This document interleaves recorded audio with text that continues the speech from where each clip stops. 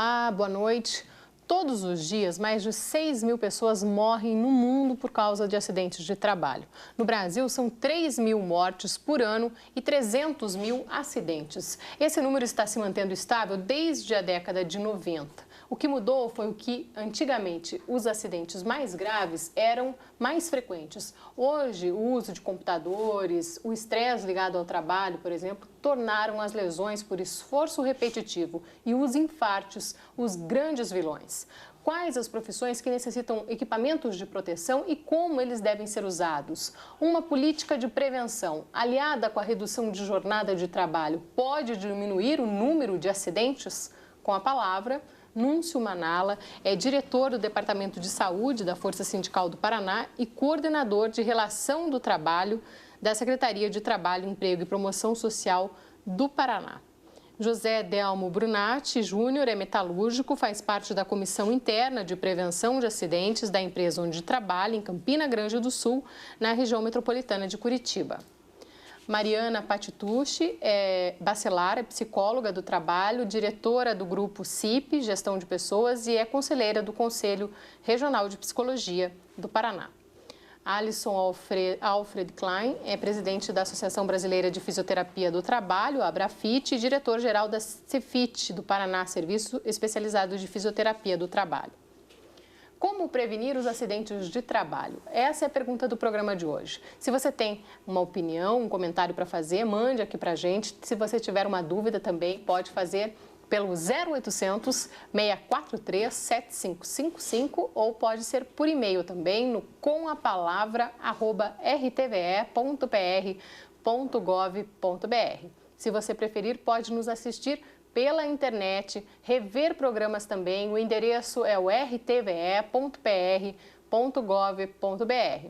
E além de acompanhar a nossa programação, também pelo twitter.com/comapalavra. E agora a gente também fez um blog do programa. Então, você quer fazer algum comentário, sugerir temas que você gostaria de ver aqui, pode fazer, o blog já está no ar. O endereço é o programacomapalavra.wordpress.com. Participe do debate de hoje, mande aí a sua pergunta, o seu comentário sobre acidentes e doenças do trabalho, tá? Olá, sejam bem-vindos, boa noite. Boa noite. Obrigada pela presença aqui no programa de hoje. Núncio, eu queria começar com você. O que faz os acidentes de trabalho continuarem sendo esse número tão grande que é hoje? No ponto de vista que a gente vê no dia a dia dentro da fábrica, é uma busca, né, como disse a nossa colega de trabalho, sobre a produtividade. O medo da perda do trabalho, a insegurança no mundo do trabalho é muito grande, né? E tem consequências também a falta de valorização da vida, né? Essa é a grande situação. O mau preparo dos trabalhadores cipeiros, apenas 20 horas de treinamento na NR5, né, que não se justifica.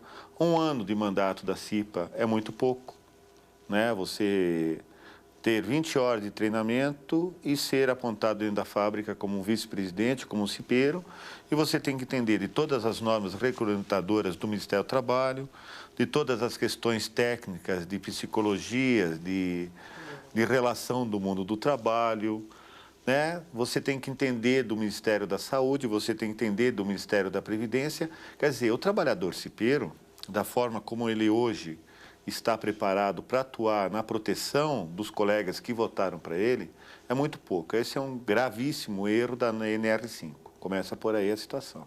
Quer dizer, que tinha que ser alguém com mais tempo de casa, por exemplo? É, uma das reivindicações que nós tiramos aqui no primeiro Congresso ao Segurança, com o apoio da Secretaria de Saúde, mais de 548 trabalhadores cipeiros de todo o estado do Paraná, né, levantaram essas bandeiras. Um mandato de no mínimo 2 anos, né, e cursos, aprimoramento de cursos para os trabalhadores cipeiros. Porque, no caso aqui do nosso colega, ele trabalha numa empresa, ele é engenheiro de segurança, ela é médica, vamos supor que você seja uma técnica de saúde, segurança e trabalho. Como que com 20 horas de trabalho eu vou poder discutir com grau de nível dentro da empresa? A coisa fica muito desparelhada. E em alguns casos, como que é o caso aqui do nosso colega, o José, que trabalha lá na empresa Brando, né, eles tiveram que fazer uma greve porque o dono, mesmo com trabalhadores mutilados, tá, colocava as pessoas para trabalhar e as pessoas tinham que limpar o sangue do colega para poder trabalhar. Então, você veja o nível de loucura que é isso aqui. Os trabalhadores, junto com a ajuda do José, de todos os cipeiros, se revoltaram com o que viram. O sindicato teve que interagir na situação. A Superintendência Regional do Trabalho interditou a máquina. Mesmo com a interdição da máquina, houve a tentativa de voltar a máquina a funcionar sem a ordem fiscal. Né? A coisa é muito grave. Né? Nós tivemos aquela fábrica em Pato Branco, que a TV Educativa também, que mutilava as pessoas, que a pessoa mal tinha sido mutilada, botou uma outra pessoa com a máquina interditada, uma hora depois ela perdeu a mão, mesmo com a fábrica interditada, com a máquina interditada. Então, quer dizer, é uma coisa muito louca, né? Onde a vida das pessoas não tem valor. Você tem um mundo do trabalho com 57% das pessoas trabalhando sem carteira assinada, né? Uma diferença social muito grande, um valor pelo emprego muito difícil, um grau de escolaridade exigido cada vez maior, aonde não há o respeito, e sim o respeito pelo aquilo que você produz. E isso tudo leva à desumanização, à precarização do mundo do trabalho. Me parece que tem, por um outro lado, empresas que fazem a prevenção, que fazem o trabalho, mas que tem também trabalhadores que não utilizam a segurança necessária, e me parece que isso está relacionado também à motivação para o trabalho. Né? Me parece que alguns trabalhadores acabam não usando os equipamentos de proteção disponibilizados pela empresa, não utilizam o equipamento como se isso fosse punir a empresa e não a eles. Né? E me parece que isso tem uma relação com a motivação das pessoas ao trabalho e uma motivação para a empresa que estão, né? E, enfim, como se o fato de não utilizar aquilo e não fazer conforme a orientação fosse, de alguma forma, entre aspas, se vingar daquele lugar que não está legal. José Delmo, você nota isso? Explica para a gente, assim, você que faz parte da CIPA, qual é a função da CIPA numa empresa? A CIPA é uma comissão de prevenção de acidentes, né? A qual todas as empresas com um número X de funcionários, pela lei, ela tem que ter uma comissão de prevenção de acidentes, no caso, a chamada CIPA. O que você faz lá? Eu sou ferramenteiro, na empresa em Campina Grande do Sul, Brandel do Brasil, uma multinacional alemã, no qual nós somos fornecedores das montadoras no Paraná, em São Paulo, Rio de Janeiro, porque nós trabalhamos para a Renault, trabalhamos para a GM e muitas outras montadoras. Desde quando que você está lá? Eu estou há 9 anos, a empresa está instalada no Brasil há 10 anos. E você faz parte da CIPA? Faço parte, já é o 4º mandato meu como cipeiro. E o que o Núncio comentou, que no passado nós tivemos um índice muito alto de mutilações. Nós estávamos com um problema muito grande mesmo. Mas hoje nós conseguimos vencer através de muita luta, levantamos uma bandeira em cima desse problema. E hoje nós já estamos a 300 Quando você fala levantar uma bandeira, o que? É conversando com as pessoas, com os trabalhadores e com os dirigentes da empresa? Isso, correto. Nós temos que ter o apoio da diretoria e também o apoio dos trabalhadores. São quantos funcionários lá? Nós estamos por volta de 300 funcionários. E daí você ia falar do número de acidentes que diminuiu, é isso? Isso, daí nós conseguimos abaixar esse número hoje nós estamos com 320 e poucos dias já sem acidentes de trabalho, né? Antes então, era raro isso? Não passava de ali 50, 60 dias. Teve uma época em que a cada 2 semanas estava acontecendo uma mutilação. Qual que era ou é ainda o acidente de trabalho mais comum lá na sua empresa? O comum é o corte com chapas, já que nós trabalhamos na parte de estampagem de peças para os carros, né? Então nós trabalhamos com as peças, as chapas de aço. Então o normal são os cortes corriqueiros, né? Na parte de em pegar as chapas, né? E o mais grave que já ocorreu? Foi problemas com as prensas, acidentes graves com prensas, daí com mutilações mesmo. Que nós temos prensas aí com 400 toneladas, então não tem como escapar se você acabar estando dentro do meio em que você não consiga, vou dizer, assim, você está na máquina e, de repente, a máquina ela é falha. Acontece alguma falha Isso, no equipamento? pode ser uma falha mecânica, né? Ou, no caso, o que estava acontecendo antes era um descaso por parte de uma antiga diretoria que eles não estavam dando apoio para as máquinas, né? Na parte de revisão dos equipamentos? Segurança no maquinário, que é o principal. De proteção coletiva, no caso. Isso. Né? Daí já não seria o IPI, né? Que é de proteção individual. Isso, seria o de proteção coletiva. Mas tinha esse equipamento? Na verdade, ele tem, só que como um equipamento normal, você precisa ter manutenção. E no caso, Essa ele acabava não estava acontecendo a manutenção. Quer dizer, nós não estávamos tendo um apoio por parte da diretoria na compra de mais investimento maior na parte de segurança. Né? Então você chegou a ter aí companheiros que tiveram... O último acidente que nós tivemos há uns 2 anos atrás foi um rapaz que perdeu 4 dedos da mão. Então é gravíssimo. Essa situação, Fabiola, essa situação de proteção de máquinas, São Paulo já fechou um acordo tripartite em 1994 proibindo as máquinas excêntricas e máquinas mecânicas, como no caso aqui do José acabou de alertar. Essas máquinas estão sendo vendidas a R$10 o quilo nas sucatas de São Paulo. Como essa lei só existe no estado do Paraná, elas estão sendo trazidas para Santa Catarina, para o interior do Paraná, para Minas Gerais e Rio Grande do Sul e agora Paraguai. Então, as máquinas que não prestam em São Paulo estão sendo vendidas a R$10 o quilo da máquina.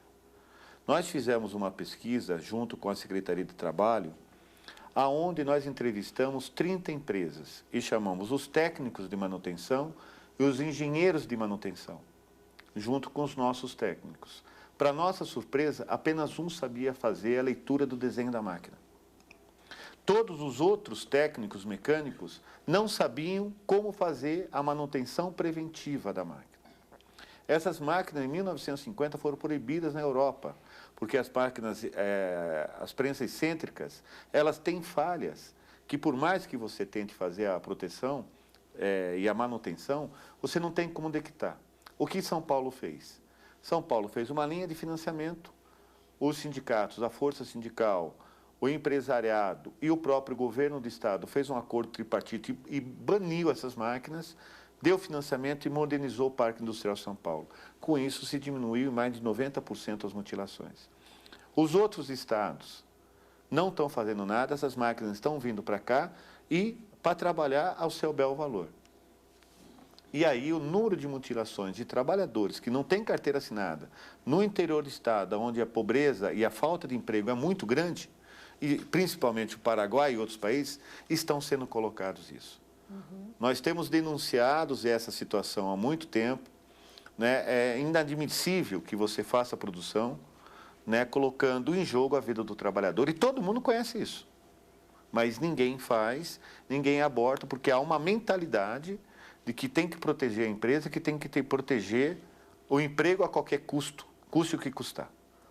Gente, eu preciso fazer um intervalo, a gente já continua conversando. No programa de hoje estamos falando sobre os acidentes de trabalho e as formas de prevenção. Continue aí com a gente, mande a sua opinião pelo 0800 643 7555 ou pode ser também um e-mail com a palavra @rtve.pr.gov.br. Participe, eu vou para o intervalo bem rapidinho e já volto.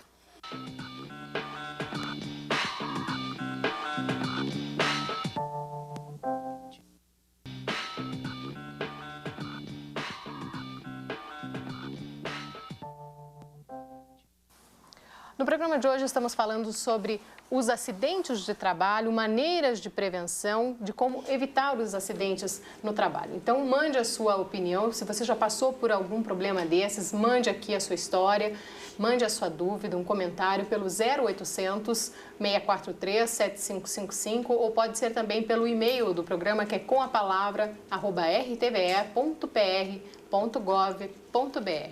Alisson, eu vou passar a palavra para você, porque no intervalo você estava comentando até em relação a essas máquinas que a gente estava falando aí, né? O aspecto que acontece, existe uma questão social nisso também. Como você falou, existe uma busca em proteger o emprego. E o que acontece? Esse tipo de maquinário mais antigo, muitas vezes, ele exige uma mão de obra muito maior. E é claro que é uma mão de obra de baixo custo, porque esse tipo de equipamento excêntrico, o trabalhador normalmente ele alimenta a máquina e retira a peça. Ele põe e retira. Então não exige muitas vezes um grande conhecimento do operador. Exige sim de quem faz a prevenção, porém do operador não. Isso faz o quê? Com uma máquina dessa é garantido ali alguns empregos. Então existe uma força social para que se mantenha o emprego. As máquinas mais modernas, elas tendem a ser também mais produtivas. Portanto, uma produção maior por um número de trabalhadores menor. Então também fica com esse medo, muitas vezes o poder público ou outras forças ficam com medo disso. Por quê? Se eu coloco máquinas mais modernas, eu posso correr o risco de perder o número de vagas. Isso não é uma verdade, porque na verdade você tem uma capacitação dessas vagas. O que a gente vê em toda a história da modernização é que o trabalhador ele não mais fica quebrando pedra com um martelo, mas ele aprende a manusear o equipamento que quebra a pedra sem quebrar ele. Esse é o aspecto que vem. Perfeito. E um aspecto da ergonomia que tem que ser levado em consideração nisso é o quê? Quando eu coloco um equipamento dentro de uma empresa, esse equipamento, e isso as empresas que investem em prevenção já fazem isso. Que é o quê? O equipamento ele tem que garantir que o trabalhador não consiga fazer errado. Que ele não consiga cometer a parte dele. Porque o que acontece? Quando a gente deixa na mão, não é um problema do trabalhador, mas o trabalhador é totalmente responsável por si mesmo. O trabalhador é muito responsável por si mesmo. Só que a máquina tem que garantir que a responsabilidade dele de não se machucar seja baixa. Que ele não precisa estar totalmente atento a si. Que a máquina tenha formas de prevenção e de proteção dele. Então a gente tem forças sociais querendo que o trabalhador fique trabalhando, mas não quebrando pedra. Ele pode estar trabalhando com máquinas que ajudam ele a quebrar pedra. E ele tem que ser capacitado para isso. Então, a modernização de todo o campo fabril, ela exige isso.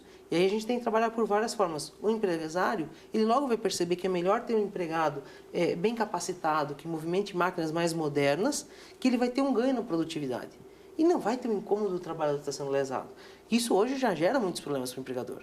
O empregador existe hoje uma tributação muito grande em cima das empresas, uma carga social grande e existe pouco respaldo dos outros setores que às vezes cobram essas ações, mas não dão respaldo. Até mesmo uma ação como essa que ele falou, que usou o exemplo de São Paulo, que você chama o empresariado e diz, olha, nós vamos te dar um suporte para você acabar com essas máquinas. O que às vezes acontece disso. E você vai se tornar mais competitivo com isso e vai poder competir com as outras empresas, consequentemente vai poder colocar esse trabalhador em 2, 3 turnos, porque você vai derrubar outros estados. Sim. Né? Porque hoje a maior competição dentro do Brasil é a questão Traz interna. a produtividade para o estado. Não vai ficar pressionando o governo em ficar baixando ICMS para poder competir com outros. Com isso, você arrecada mais, dá melhores condições e paga seu funcionário que trabalha naquela máquina melhor. Então, não é dessa forma, é isso, né? Acho que... Deixa eu até fazer um comentário aqui do Gilberto, ele mora em Colombo. Ele diz assim, acho que as empresas são muito exigentes, não dão tratamento, colocam um funcionário para trabalhar com máquinas sem treinamento algum. E quando acontece o acidente, largam o funcionário no hospital e não fornecem nem acompanhamento psicológico necessário. É pura verdade. Pura verdade. O Evandro aqui de Quitandinha diz assim, meu pai trabalhava numa multinacional. Morreu num acidente de trabalho. Deixou 3 filhos menores de idade e até hoje não recebemos nenhuma indenização. E vou te dizer uma coisa, com a lei, com o enunciado 45, caso a pessoa não entre em uma ação trabalhista, que na época deveria ser uma ação civil, hoje é 3 anos para entrar com uma ação trabalhista. Antes era 20. Então hoje, dificilmente o trabalhador entra com uma ação. E quando entra... No caso, por exemplo, aí da Volkswagen do Brasil, o assédio em cima dos trabalhadores para que eles não se mantenham no local de trabalho, você não tem ideia. É total. Hoje, os sindicatos metalúrgicos entrou com uma ação na Procuradoria do Trabalho, na Procuradoria da Previdência Social, pedindo ao Procurador Federal que, através da Lei 8.213 do Ministério da Previdência, no seu artigo 120, abra as ações regressivas contra a Volkswagen, que nós calculamos que nos últimos 5 anos passa de 60 milhões que a Previdência Social pagou para trabalhadores da planta de Volkswagen aqui de São José dos Pinhais, de pessoas doentes. Isso é um absurdo. Se é na Alemanha, como é o caso do ex-diretor da fábrica de vocês, no segundo acidente ele estava preso na Alemanha. Aqui, a Previdência Social, que diz que está tendo um gasto enorme, paga 60 milhões para cobrir uma empresa multinacional que tem 106 bilhões de dólares de lucro. Agora, eles não fazem isso na fábrica no país deles. Agora, nós aceitamos que isso aconteça com o nosso povo. Aí é isso aí. Quantos trabalhadores morreram em acidente de trabalho em 2007? Mais de 8 mil? Quantos ficaram incapacitados em 2007? 16 mil? Quantos ficaram em 2006? Foi o mesmo número, mudando um ou outro? Até quando que nós vamos aceitar propaganda em televisão para proteger as pessoas do acidente de trânsito aos montes, porque isso interessa para a sociedade. Agora, o trabalhador que morre esmagado na máquina e é trocado e nem o sangue dele é limpado. Quem limpa é o operador que vai ter ali. Quer dizer, até quando que nós vamos aceitar isso aí? Então, nós fizemos o congresso, onde se ganha o pão, dizia Bertoldo Brecht em 1805, quando começou a fazer a questão da lei. Nós não podemos fazer com que a riqueza e a produtividade seja feita com o nosso sangue do nosso povo. Em Portugal, um trabalhador foi trabalhar numa montadora na Inglaterra. Teve um acidente e perdeu a ponta do dedo. 35 minutos depois, as centrais sindicais ficaram sabedoras que o trabalhador mutilou o dedo. 2 horas depois, o país de Portugal parou 1 hora em protesto. Isto porque um trabalhador machucou a ponta do dedo. Aqui o cara morre na máquina, é retirado da máquina, 1 hora depois, está outro operador ali. Como se nada tivesse acontecido. É a coisa mais natural do mundo. Falar em equipamento de proteção individual, hoje, ou a ginástica laboral, para algumas coisas, no caso do supermercado, é ficar olhando e pegar amizade com o trabalhador para quando o caixa do supermercado, que é uma rotatividade enorme, começa a dizer que está com uma dor aqui. Na hora o RH fica sabendo e a pessoa é mandada embora. 2 dias depois... Porque se ela reclamar de alguma dor, ela vai ser mandada embora. Isso não é a conduta de todas as empresas. Não, não de todas. Não pode generalizar mas isso. a grande maioria, não estou aqui generalizando, mas a grande maioria das reclamações de caixa do supermercado, você veja o nível de rotatividade que tem. Por quê? Porque a vida útil de uma caixa do supermercado, que fica de pé ali trabalhando 10, 12 horas, é enorme. Então, você vai na secretaria, você vai ver ali, a rotatividade de funcionários de supermercado é muito grande. Qual a vida útil de um trabalhador em uma montadora de carro com essa aqui? É 36 meses. Eu entendo que hoje as empresas têm uma preocupação maior com a saúde do trabalhador, porque não é interessante para as empresas o trabalhador afastado por doença, por acidente de trabalho. Aliás, não é interessante para ninguém, nem para o trabalhador, nem para o governo, nem para os empresários, né? Então, eu entendo que hoje, de uns anos para cá, o empresário e as empresas estão sim preocupadas em fazer planos de ação preventivas e corretivas para que não haja o acidente do trabalho e com a saúde, com uma preocupação com a saúde do trabalhador, porque não é interessante para as empresas. Olha, doutora, tem empresas que nós conhecemos, como a Brando, que mudou a sua direção, que tomou essa situação depois de uma greve de sindicato. Tá? Depois que o sindicato foi e a coisa ficou meio forte, com interdições e tudo mais. Agora, nós temos empresas, por exemplo, os sindicatos metalúrgicos abrem mais de 300 CAT por mês. Por quê? Porque as empresas não abrem comunicação de acidente de trabalho. Os trabalhadores, quando descobrem que vão no posto do INSS, que ele está com uma doença de trabalho, e alguns peritos avisam, olha, você está com doença de trabalho e você foi afastado da empresa, como auxílio-doença comum. Então, você está com B31, auxílio-doença comum. A tua tendinite é comum. Você está com silicose no pulmão, está empedrado o teu pulmão porque é comum. Tá? Aí, quando o trabalhador descobre que ele está sem recolhimento do fundo de garantia, que aquela doença comum está dele, que ele descobre que ele está gastando dinheiro em remédio, que ele está fazendo fisioterapia, que ele está pagando ressonância magnética de R$800, que ele está tomando porque ele não suporta a dor, que ele está tomando lá o Celebrax e coisa e tal. E aí ele fica com o problema que a fisioterapia não está funcionando para ele, ele entra em pavorosa. Aí ele descobre que ele tem 28 anos de idade, que ele perdeu a força de trabalho dele, que ele operou o braço porque o médico cirurgião mandou ele operar o braço dele, que ele já fez mais de 3 operações, que ele não consegue mais levantar esse copo da água e que ele está fora do mundo do trabalho. Porque olhar um trabalhador que está sem a mão é uma coisa. Olhar o trabalhador que está perfeitamente, mas que está com 4, 5 cirurgias no braço e não consegue sequer levantar uma caneta com 28 anos, acontece o quê? O suicídio de alguns trabalhadores. Então, eu acho que nós estamos muito longe do trabalho de prevenção. As CIPAs têm que ser melhor fortalecidas, o tempo de curso das CIPAs tem que ser maior, o mandato de um trabalhador de CIPA tem que ser maior, né? O corpo técnico, ergonômico, psicológico do corpo tem que ser neutro, tem que ser pago, escolhido pelo trabalhador, tem que ser escolhido pelo sindicato e pago pela empresa, em conjunto com os 3, para que ele seja neutro